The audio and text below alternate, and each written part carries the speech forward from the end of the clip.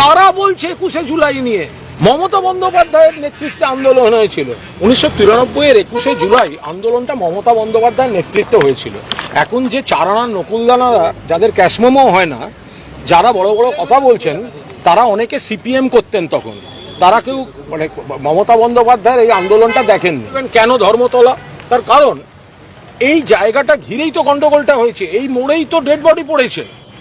ফলে যে ঘটনাস্থল এই যাবৎকালে সব থেকে বড় গণহত্যা কলকাতার উপর, যেখানে ডেড বডি পড়েছিল, তো সেইখানেই শহীদ দিবসের জন্য 7 দিন রেড রোড বন্ধ রাখতে পারেন। আর কলকাতা সাম্প্রতিককালে সবচেয়ে বড় গণহত্যার শহীদ তর্পণের জন্য একদিনের জন্য এক বেলার জন্য আপনি দেবেন না, পারমিশন দেবেন না? এটা হতে পারে নাকি? আমাদের মূল উদ্দেশ্য হচ্ছে, আমাদের দল মমতা বন্দ্যোপাধ্যায়ের নেতৃত্বে যে 21শে জুলাই শহীদ তর্পণ কর্মসূচি রয়েছে, তার প্রাথমিক কাজ, অর্থাৎ আমরা আইন মেনে যেমন পুলিশের কাছে আমরা অনুমতি চেয়েছি, পাশাপাশি এই জায়গাটিতে ঠিক কোথায় কি হবে, এবার একটু শাখা সংগঠন গণসংগঠনের তরফ থেকেও একটু অনুরোধ আছে, তাদের একটু জায়গা দেয়া, তাদের একটা আলাদা একটা মঞ্চ বা স্মারক ইত্যাদি। মানে টেকনিক্যালি সেগুলো হয় কি হয় না, সেগুলো সবাই খতিয়ে দেখছেন। বাকিটা ডেকোরেটর মাপজোক করে নেওয়া হচ্ছে, বাকিটা নেতৃত্ব সিদ্ধান্ত নেবেন। আমরা আইন মেনে ল অ্যাবাইডিং সিটিজেন আমরা দিয়েছি। এটা গেল 1। 2, 1993-এর 21শে জুলাই আন্দোলনটা মমতা বন্দ্যোপাধ্যায়ের নেতৃত্বে হয়েছিল। এখন যে চারানা নকুলদানারা, যাদের ক্যাশমোমো হয় না, যারা বড় বড় কথা বলছেন, তারা অনেকে সিপিএম করতেন তখন। তারা কেউ মানে মমতা বন্দ্যোপাধ্যায়ের এই আন্দোলনটা দেখেননি। সেই দিনকে কারুর আমাদের না সচিত্র পরিচয়পত্র ছিল না, no I card no vote বলে মমতা বন্দ্যোপাধ্যায় এটা শুরু করেছিলেন। সেই সমাবেশে গুলি চালিয়ে 14 জনকে মেরেছে এই সিপিএম এর সরকার। 13টি বডি আইডেন্টিফাইড, একজন আনআইডেন্টিফাইড। তো এখন সেই জায়গায় দাঁড়িয়ে প্রত্যেক বছর, সেদিন মমতা বন্দ্যোপাধ্যায়কে খুনের চেষ্টা হয়েছে এবং আহতের সংখ্যা দোলা কত হবে, প্রায় 100-র মতো, বেশি।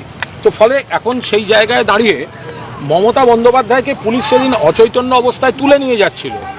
আমি আমার তৎকালীন অফিসের গাড়িতে, পুলিশের গাড়ি থেকে মমতাদিকে বার করে প্রথমে মেয়র রোড, তারপর SSKM, তারপর উডল্যান্ডসে ভর্তি করে তারপর বাড়ি যাই।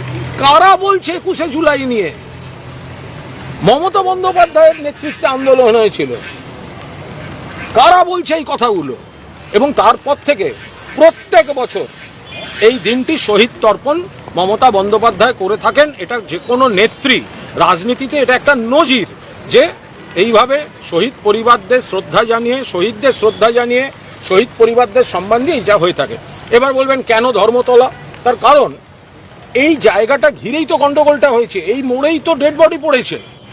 ফলে যে ঘটনাস্থল এই যাবৎকালে সব থেকে বড় গণহত্যা কলকাতার উপর, যেখানে ডেড বডি পড়েছিল, তো সেইখানেই শহীদ তর্পণ হয়।